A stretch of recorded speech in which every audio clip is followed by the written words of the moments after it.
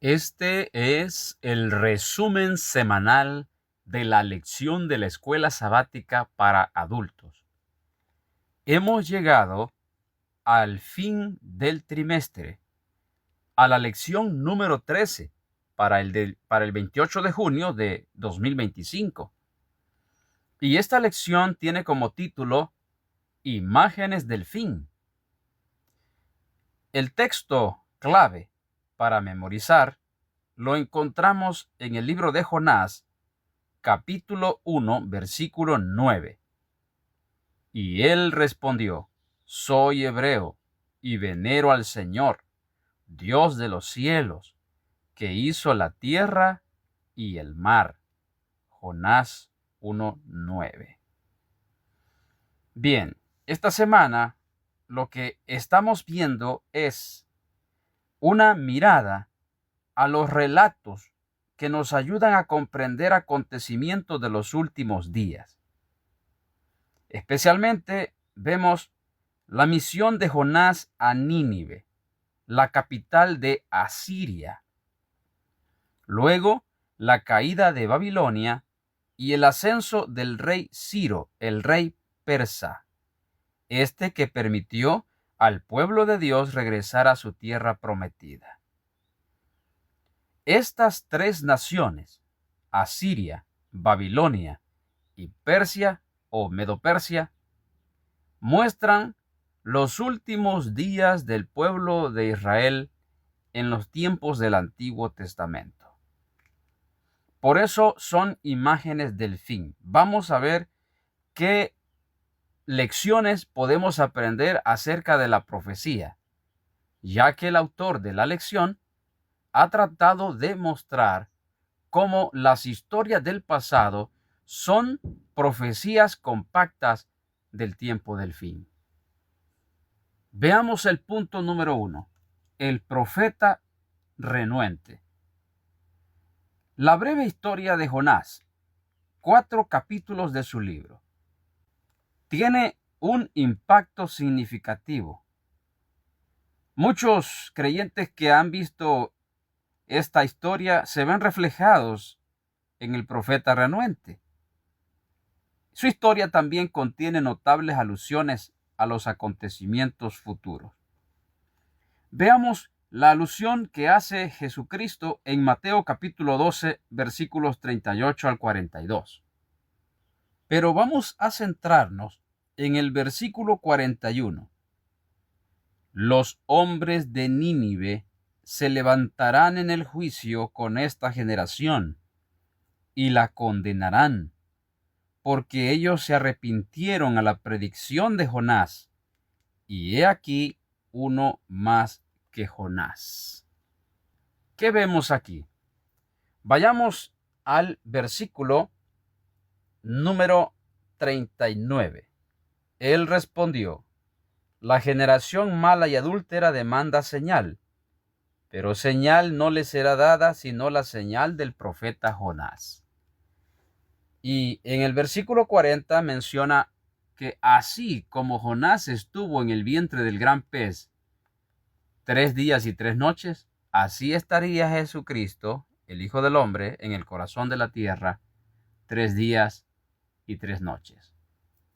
Un estudio más profundo de esta profecía dada por Jesús, o de esta señal dada por Jesús, la señal de Jonás, muestra claramente que estos 3 días y 3 noches comienzan desde el arresto de Jesús, que fue un jueves, o sea, para amanecer un jueves, o sea, la medianoche del miércoles para nosotros, todo el día jueves, todo el día viernes y todo el día sábado, 3 días.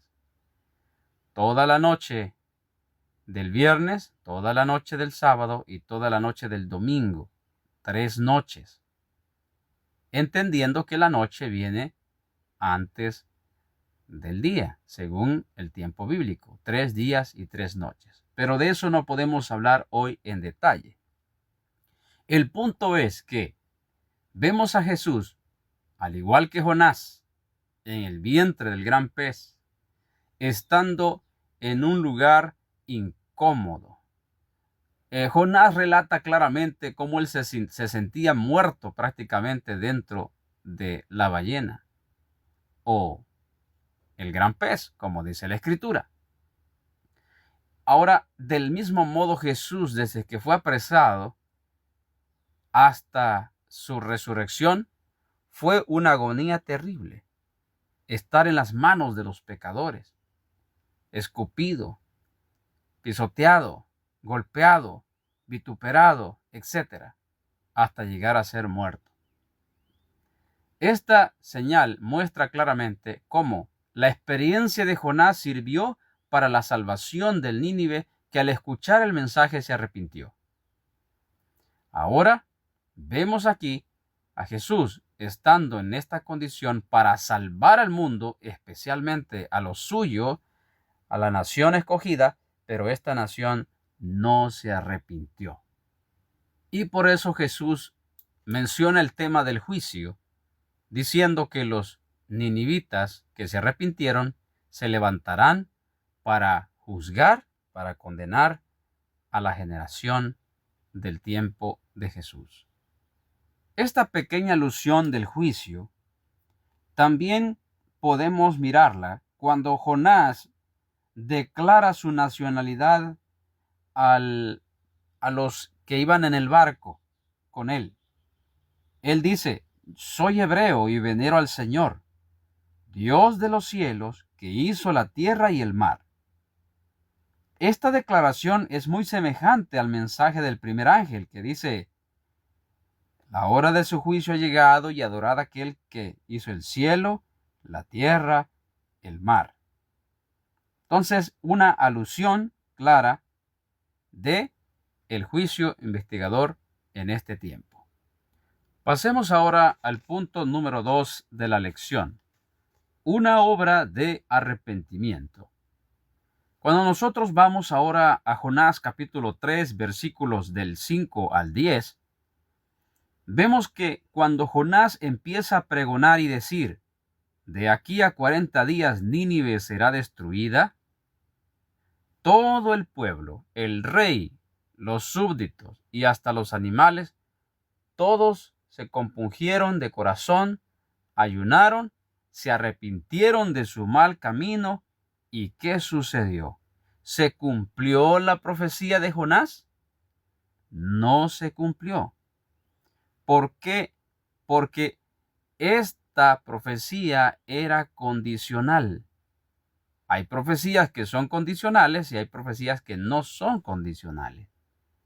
Y esta profecía de que Nínive sería destruida en ese tiempo no se cumplió porque estaba bajo condición. Es decir, si todos se arrepentían, entonces la destrucción no vendría. Jonás estaba más interesado en la perdición de los ninivitas más que en su salvación. Jonás estaba más interesado en que se cumpliera su predicción más que en salvar a las almas. La gran pregunta para nosotros hoy es: ¿qué es nuestro mejor interés al anunciar un mensaje a otros? ¿Nuestro interés es que los juicios de Dios caigan sobre estos malvados, sobre los que se portan mal? ¿O nuestro interés es salvar? Déjeme decirle, mi hermano, que el mensaje de salvación, ya sea el mensaje de salvación para la iglesia, como el que Dios ha mandado hoy, o ya sea el mensaje de salvación para el mundo, debe ser con el objetivo de salvar, no con el objetivo de condenar. El mensaje de Dios debe producir un arrepentimiento en el corazón del que recibe el mensaje. Veamos una pequeña cita en el libro Profetas y Reyes, página 198. A pesar de lo impía que Nínive había llegado a ser, no estaba completamente entregada al mal. En aquella ciudad muchos procuraban algo mejor y superior, y que si se les concedía oportunidad de conocer al Dios viviente, renunciarían a sus malas acciones y le adorarían. De manera que en su sabiduría Dios se les reveló en forma inequívoca para inducirlos, si era posible, a arrepentirse. Profetas y Reyes 198. Vamos al punto número 3 de la lección. La fiesta de Belsasar. Ya hemos visto que en Daniel capítulo 2, la imagen en su cabeza de oro representa a la Babilonia de Nabucodonosor, quien llevó al clímax de su gloria a este gran imperio. La Babilonia que nació con Nimrod ahora iba a llegar a su final. Y por este rey malvado, Belsasar, rey de Babilonia, iba a venir el quebranto y la destrucción de este gran imperio babilónico. Es en Daniel capítulo 5, versículos 1 al 31, donde vemos la triste y trágica historia. Después de relatar la caída y la restauración de Nabucodonosor, ahora Daniel le dice a Belsasar, hablando directamente, le dice: y tú, su hijo Belsasar, sabiendo todo esto, ¿no has humillado tu corazón? Es decir, aunque tuvo la oportunidad de conocer la verdad, prefirió ignorar los hechos y siguió el mismo curso de acción que acarreó tantos problemas a su predecesor. Vemos entonces ahora a Belsasar trayendo los utensilios sagrados de la casa del Señor. Y esa misma noche, cuando bebían y comían en los utensilios sagrados, la destrucción estaba llegando. Lo que Belsasar estaba haciendo era un desafío directamente al Rey del Universo, a Dios mismo. En esa noche, una mano sin cuerpo, pálida, apareció y escribió en la pared: Mene, Mene, Tekel Uparsin. Ha sido pesado en balanza y ha sido hallado falto. He aquí tu reino ha sido cortado y entregado a los medos y los persas. El problema de Belsasar no era la falta de información.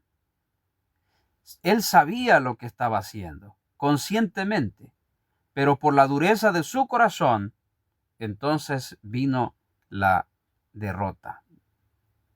En los últimos días también, en la crisis final del mundo, las personas tendrán la oportunidad de conocer la verdad.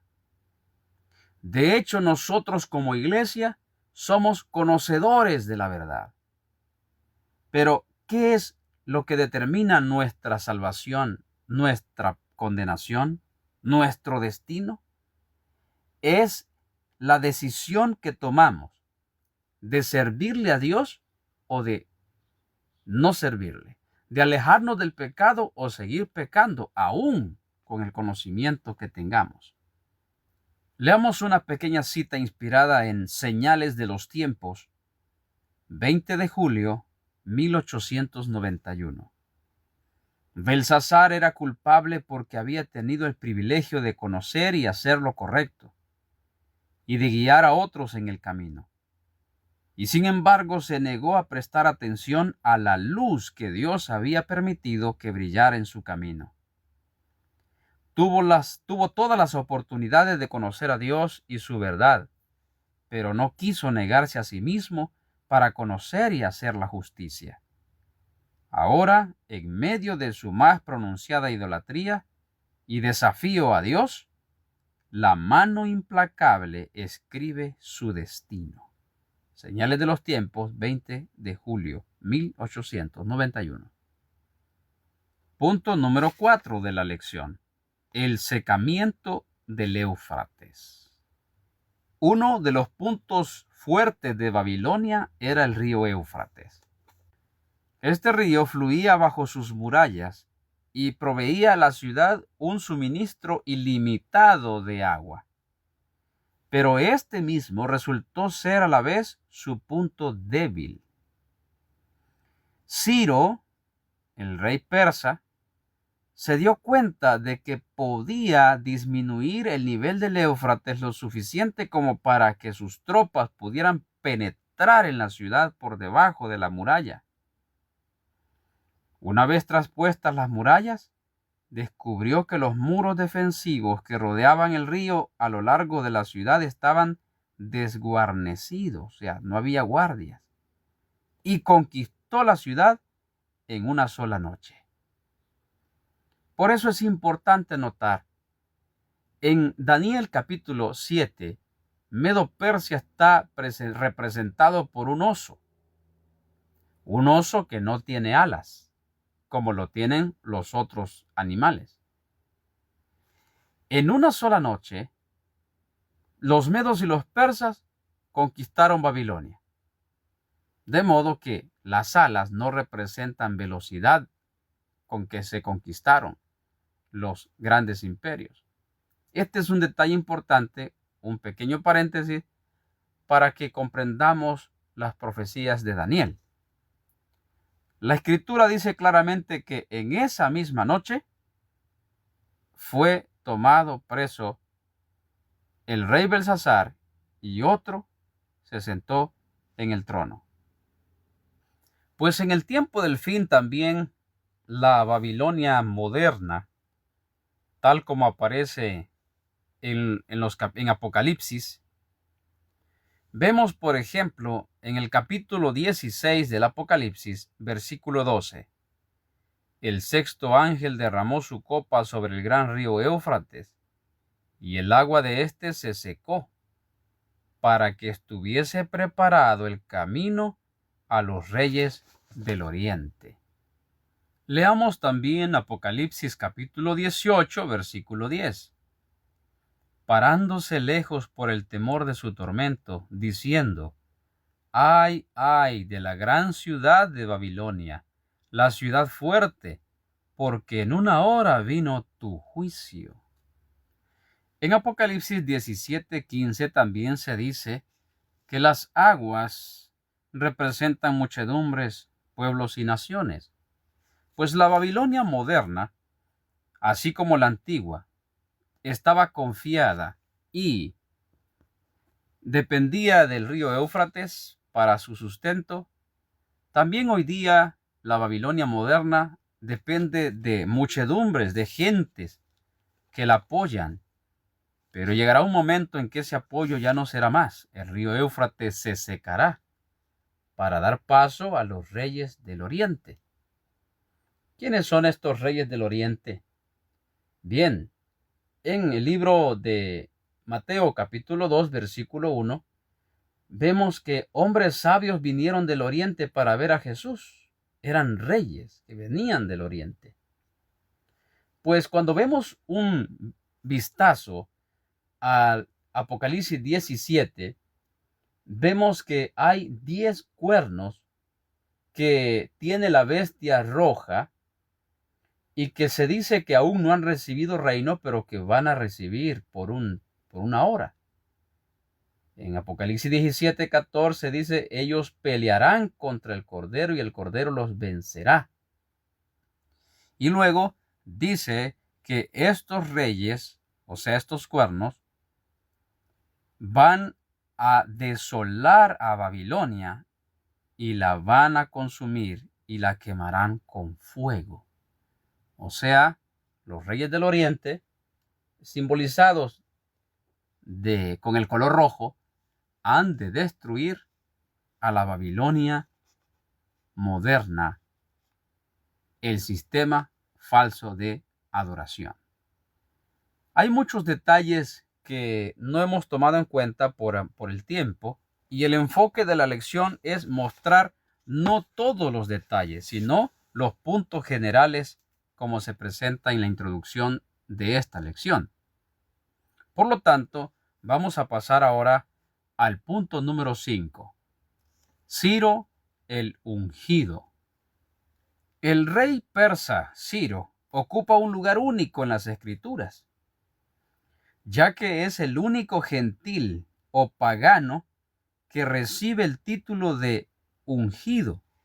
Esto según Isaías capítulo 45, versículo 1. La palabra hebrea para ungido es Mashiach, o lo que se conoce en el español como Mesías. La Biblia llega a relacionar a Ciro con el Salvador mesiánico, o sea, con Cristo mismo. Más allá de la salvación de Israel del exilio en Babilonia por parte de Ciro, o sea, el ungido, el profeta Daniel ve al Mesías universal que liberará a los seres humanos de las garras del mal. Ciro, el ungido, que se dio cuenta que él ya estaba en la profecía incluso antes de que apareciera en la palestra de la historia, desempeñó un papel decisivo en la caída de Babilonia y también hizo posible que los israelitas regresaran a su tierra, según Esdras capítulo 1. E incluso ayudó a los judíos en la reconstrucción del templo de Jerusalén. Ese templo que estuvo bajo la dirección del sumo sacerdote Josué. Sin embargo, Ciro no era una representación perfecta de Cristo, porque era un hombre imperfecto e incluso un pagano. Pero, ¿qué es lo que podemos destacar de esta lección? Es el hecho de que por llamarse el ungido, Ciro, y por convertirse en aquel que hizo que los judíos regresaran a su tierra, por eso es un tipo de Cristo en ese sentido solamente. Un hombre que se dejó guiar por los principios correctos. Por esa razón es que en Daniel capítulo número 8, los reyes de Medo y Persa aparecen representados por un carnero, o sea, el macho de las ovejas. Y el que sigue después es Grecia, representado por un macho cabrío, o sea, el macho de las cabras. Y como recordaremos nosotros, Jesús dice que las ovejas van a su derecha y las cabras a su izquierda. Por esa razón, los medos y los persas están representados por las ovejas y los griegos por las cabras. Detalles, mis hermanos, tan maravillosos de la profecía que encontramos en las Escrituras. Cerramos nuestro resumen con una cita en Profetas y Reyes, página 404 y 405. En la inesperada entrada del ejército del conquistador persa al corazón de la capital babilónica, por el cauce del río cuyas aguas habían sido desviadas y por las puertas interiores que con negligente seguridad habían sido dejadas abiertas y sin protección, los judíos tuvieron abundantes evidencias del cumplimiento literal de la profecía de Isaías concerniente al derrocamiento repentino de sus opresores. Y esto debiera haber sido para ellos una indicación inequívoca de que Dios estaba encauzando en su favor los asuntos de las naciones, porque inseparablemente vinculadas con la profecía descriptiva de cómo iba a ser tomada Babilonia estaban las palabras: Ciro es mi pastor y cumplirá todo lo que yo quiero. En diciendo a Jerusalén, serás edificada, y el templo serás fundado. Yo lo desperté en justicia, y enderezaré todos sus caminos. Él edificará mi ciudad, y soltará a mis cautivos, no por precio ni por dones, dice el Señor de los ejércitos. Isaías capítulo 44, versículo 28, capítulo 45, versículo 13. y todo tomado de Profetas y Reyes, página 404 y 405. Muchas gracias, hermanos, por acompañarme en este viaje, en este trimestre, por la lección de las alusiones y símbolos, cómo estudiar la profecía bíblica. No se pierdan el próximo trimestre. Vamos a estar estudiando el libro del Éxodo. Que la paz del cielo sea con todos y que el sol de justicia alumbre nuestras vidas hoy y siempre.